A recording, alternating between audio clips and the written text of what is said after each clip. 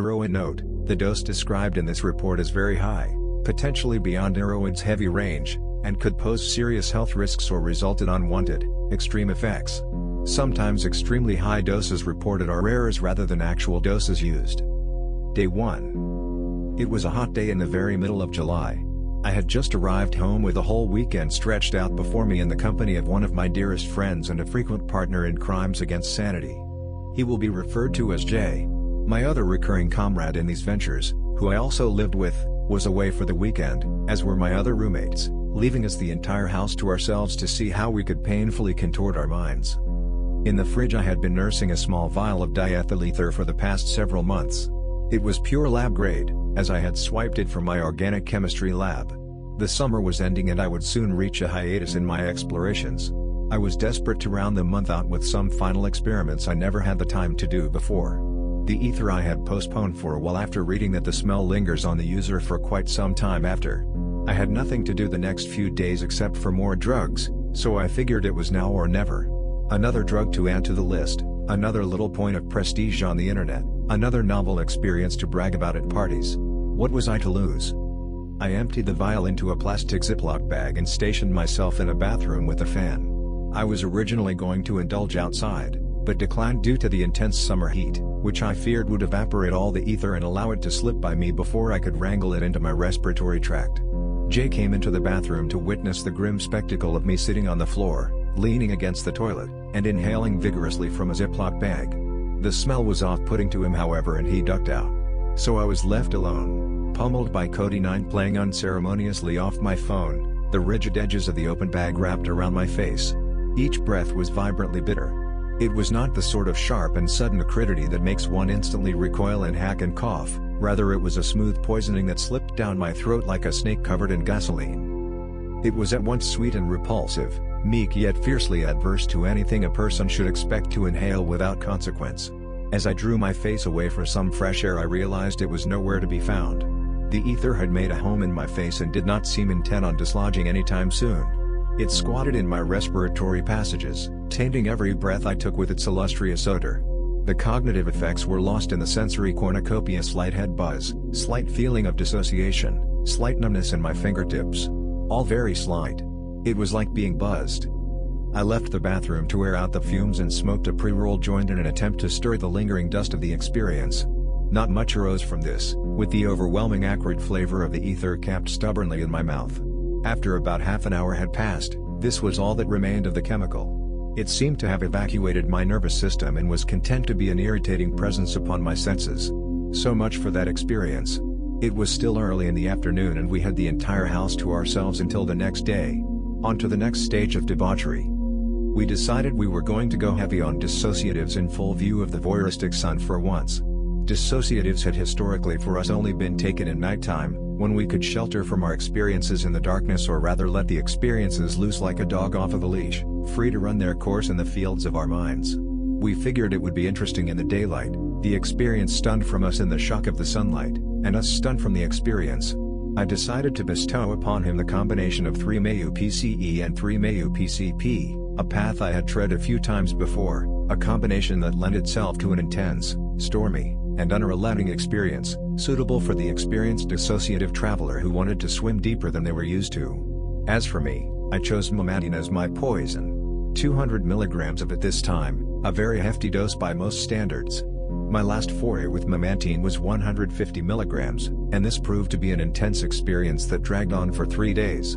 This dose involved swallowing 20 pills at once. I highly doubt the inventor of Memantine would suspect that some chump would be taking 10x the highest recommended dose of their drug.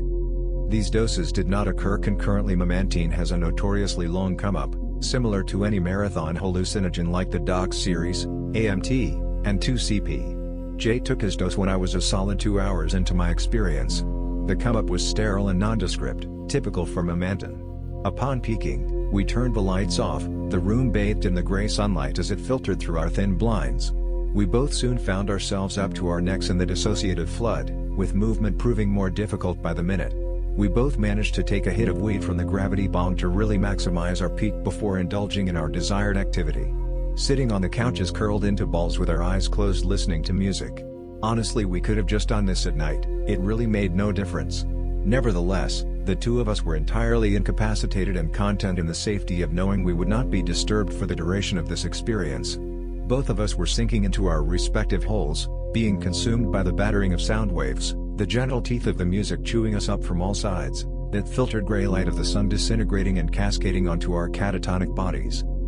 Part of my experiment was to determine whether or not Memantine made me feel and think of the cold just because I took it in the dead of winter. Though it was almost 90 degrees outside, I once again found myself at the mercy of winter's spears, shards of ice piercing my bones and zapping my muscles into uncontrollable shivers. I felt raw, exposed, curled up on a dry winter night, severely underdressed, where the frost hangs in the air and the wind saps all semblance of heat. I found myself drifting amidst the same dark winter landscape as before, pillars of trees screeching into the auroral sky. Vast dark fields would interject my journey, grids and intersecting planes and the same looming spectral low-fidelity beings that drifted this realm aimlessly. After a few hours of immobility and gray stillness, of us both drowning in our respective dissociative maelstroms, our experiences let up a bit. I knew from my previous experiments with Memantine that this was but a brief respite, that it would all come crashing back down with force in due time. The taste of ether still lingered on my breath, so sickeningly sweet. I was eventually stricken by an intense nausea, not the sort of twisting cramps and eager discomfort of psychedelics, but more of a soft swirling queasiness, like motion sickness. This was no doubt exacerbated by those stubborn ether fumes. I ran upstairs and purged for what would be the first of several occasions that night. Jay had mostly come down. I was lucid but still cruising, still teetering on the edge. Two friends came over, one of whom practiced music with my friend in the basement. I spent the time lounged on the couch upstairs, dreamily staring at the ceiling and the intricate suture patterns that were dancing across it, still awash in nausea and the same cold sterile dissociation. Lying down was the most comfortable position for me right now. Soon another friend came over. I managed to ignore my discomfort enough to interact with everyone. They were interested in exploring substances too, so I cut them both 25 mg doses of 4-HODET, as it wasn't my favorite chemical and I had plenty to dispense. It was now about 6 hours since I had originally dosed. The rest of the night was fairly foggy and nondescript. I felt cold, I curled into a ball and fell back into the hole occasionally with liberal applications of cannabis. The trip's intensity came in rolling waves. All of my interactions had a potent psychedelic edge combined with a dissociative fogginess that kept anything from adhering too hard to my memory, except as specters of what they once were. The taste of ether persisted in my mouth and I had to vomit several more times. My other friends seemed to have fun on their trips, save for one who didn't feel his dose of 4-HODET at all. Odd. The night wound down with us playing video games and enjoying one of the last weekends I would get to spend in the place that had been my home for 2 years, where I had had so many formative experiences and formed so many fond memories. I went to sleep as the sun was rising, my skin still numb and my equilibrium still jilted astray. Day 2. My first step out of bed set the mood for the whole day, the feeling like I was stepping into the deck of a rocking ship, that whatever surface my feet set upon was sitting atop undulating waves. I forget how I spent most of this day. Lazying around, cruising on my residual dissociation, I suppose. It felt like the aftershowers of sparks from fireworks but drawn out for multiple days.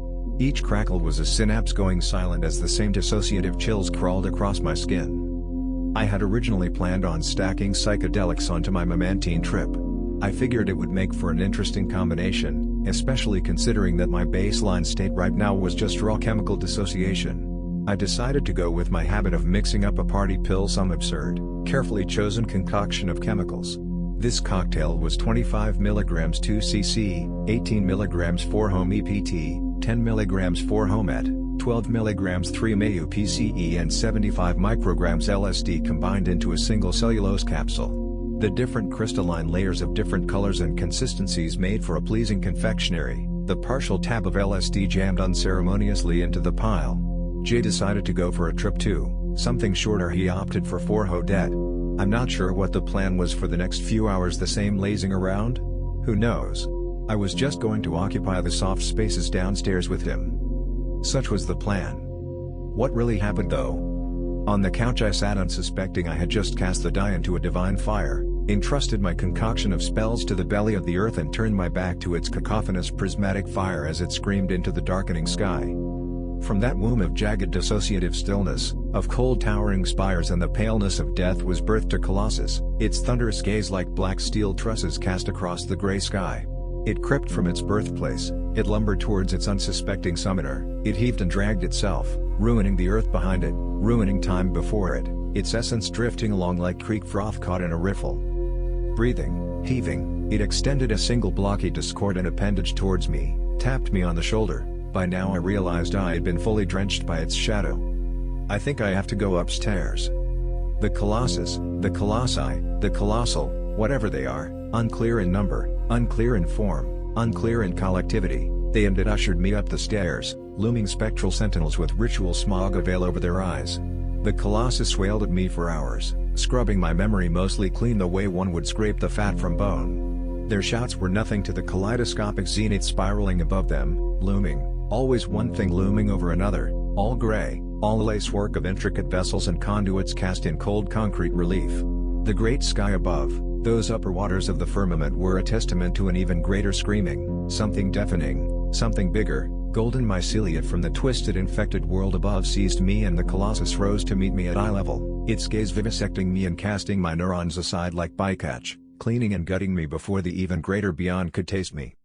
Like crackles of electricity, like getting whipped by braided cables, the yawning above swallowed me whole, an infinite obsidian cathedral, its buttresses glaring over me, taking me into a place where my mind was naught but a jumble of dirty wires, scrapyard refuse cut from more effective machines, and the gray dappled light from above shone down on it like an altar, and in the corners of that light, forms, a single form manifest as many, or maybe all of them coming together as one. Nevertheless their shadow is at first speculative, but then pervasive, and soon looming. Something is always looming. And me, tangled and flocculating, twitching with clonus and feeling sick and knowing that I am on the precipice of even greater and more terrifying things.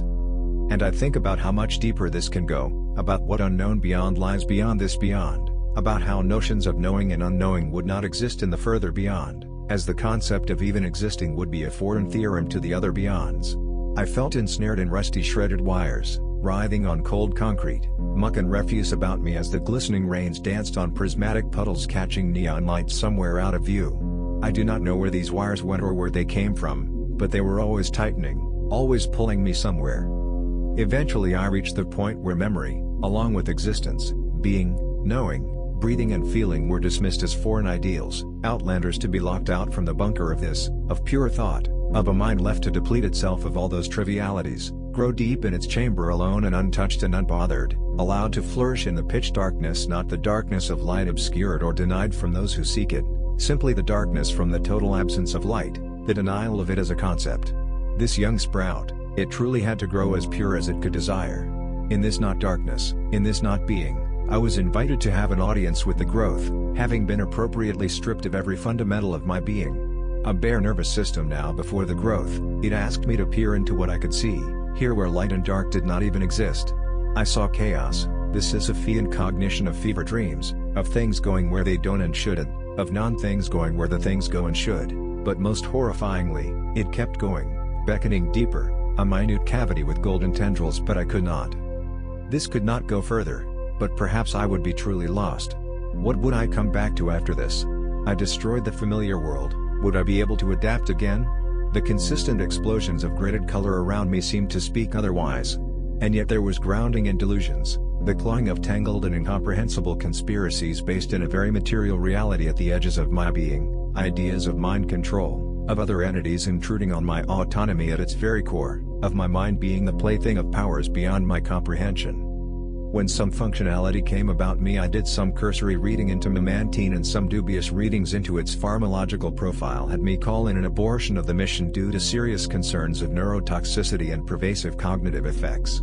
This was likely a panic response to the unexpected intensity of the severe undoing I had just done. Something about it being an anticholinergic? Something about this being triggered by combining it with 5-HT2A agonists? I'm not sure what papers I cherry-picked to come to this conclusion. But the fear of having truly damaged my mind this time was tangible. I aborted with 5 mg Aripiprazole and 1 mg Clonazepam. As I crawled out of the craven cavity, non-cavity from where I was cast, from where the junk Colossus had abandoned me, I thought to myself, why am I still doing this? Why am I still subjecting myself to being thrashed by non-entities? What have I learned from this? What have I learned from any of this in a while? What am I trying to achieve? Will I be able to live like this forever? Which led to thoughts of, Do I tell my parents how bad it's been, under their noses, though they suspected the whole time? Do I come clean about what my hobby for the past 4 years has been, but with a footnote, promise I'll stop, risk getting disowned, break their hearts again but really come clean and start over? But then, do I really want to stop? Where will I find the novelty and whimsy within the boundaries of my mind? This is something you're good at, something you're competent at that has led to a great deal of creative and productive output. This is good for you. It matters not what I settled on. I felt shaken by my own hubris, shaken by what lay ahead, shaken by so much uncertainty, from such a certainty of a world where certainty was not even a thing. When I had come down a little bit I returned downstairs, now caught in the snowdrifts of a benzo fog, courtesy of the clonazepam. My mind was more gathered, I felt burnt though, raw and unstable. Jay was still down there, his trip mostly having passed at this point. He said it was just okay, nothing special. I was bummed that I was absent the whole time. As I came down more and more that traumatized fear was replaced by a sort of mania. I was giddy at having survived that trial, that my mind seemed to have come out mostly unscathed, that I was a person again. My roommate came home later to me babbling with a certain fear and fascination about my experience, which I had labeled as not even being an experience, but exposure to something. Not even a thing but a state? Some word that doesn't capture the non-existence of that existence. Perhaps language is not meant to address such absurd contradictions and betrayals of normal reality. Jay went for a snack run at some point, and being in no state to leave the house I had him get me some cranberry juice to try and wash the Memantine out. Jay left later into the night while I pondered my future, shaken and fearful but hopeful. As the night progressed the chemicals in my cocktail fizzled out, leaving the great monolithic bedrock of Memantine behind, that same cold dissociation I had woken up with, the first guest to come to the party and the last to leave. We smoked weed and hung out long into the night, each introduction of the cannabis flaring the dissociation up a bit. As the night wound down and the clonazepam demanded my attention I went to sleep. Day 3, my job grants me 3-day weekends, a blessing. Today is recovery day. I wake up, take a step and have the same familiar feeling from yesterday. My equilibrium and balance are immediately off. I am spacey and dissociated all day, it feels the same as it did the day before I took all the other stuff. The clonazepam from yesterday only thickens the fog. I vaguely remember going to the corner store and buying a whole bunch more cranberry juice. Other than that, this day is lost to time. Probably smoked weed a bunch and lazed around with my roommate or alone in my room. Probably took a nap. Day 4, I get out of bed and go to work. This is worrisome. My balance is still off kilter, I still feel like I could very easily stumble and fall if I'm not paying enough attention. I still feel spacey and distant, conversing with people proves difficult and confusing. I make it through the day without incident though and return home. I spent the rest of the night relaxing on my own, smoking, still trying to make sense of the past few days. Day 5, I get out of bed and go to work again. This time I feel a little better, still feeling dissociated, still off balance, still spacey, still a bit numb. The feeling has passed by the time I go to bed. I awaken on the 6th day back to baseline. This was probably the most intense trial I have subjected myself to, both for the number and intensity of the substances involved. I did not go into this thinking I was subjecting myself to a trial, it was more aimless hedonism. But I came out shocked and changed, my perspective on how I use drugs shaken to the core. I think it prepared me for taking a step back with my drug use for the following months where my living situation wasn't conducive to it. But alas, nothing stays the same and the siren song would come calling again.